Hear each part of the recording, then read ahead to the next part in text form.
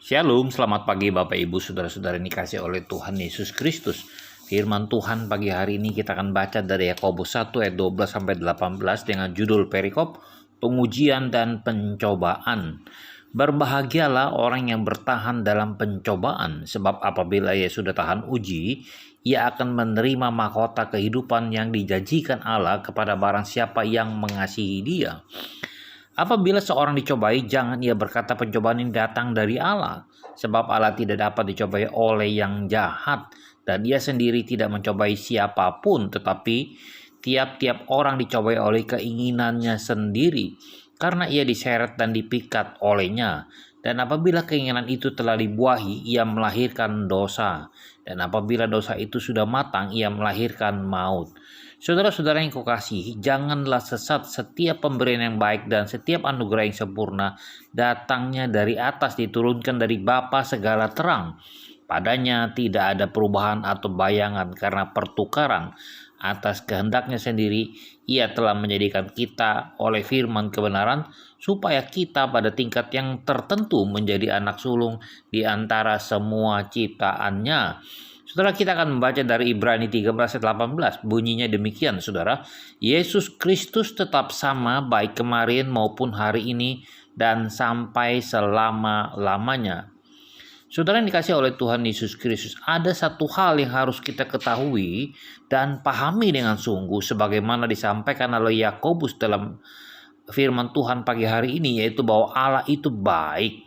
Tidak hanya dalam waktu-waktu tertentu Allah itu baik, tetapi untuk selama-lamanya ia selalu baik.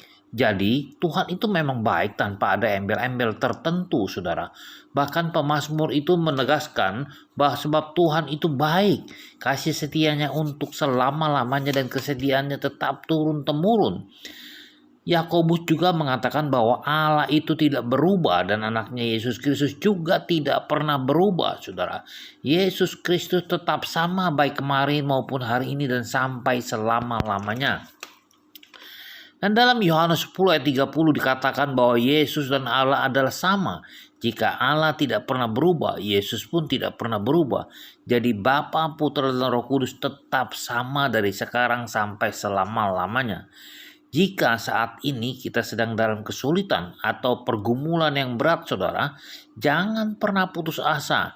Apalagi kita lari dan minta pertolongan kepada ilah lain. Tetapi marilah kita datang kepada Yesus. Sebab Yesus sangat bisa kita andalkan.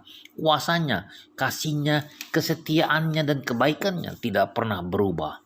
Yesus juga rindu melakukan perkara-perkara yang baik bagi kita, karena ia memang baik. Bahkan Kristus telah mati untuk kita ketika kita masih berdosa. Saudara yang dikasih oleh Tuhan Yesus Kristus, kita ini patut berbahagia. Sebab walaupun segala sesuatu di dunia ini berubah, Tuhan selalu mengasihi kita.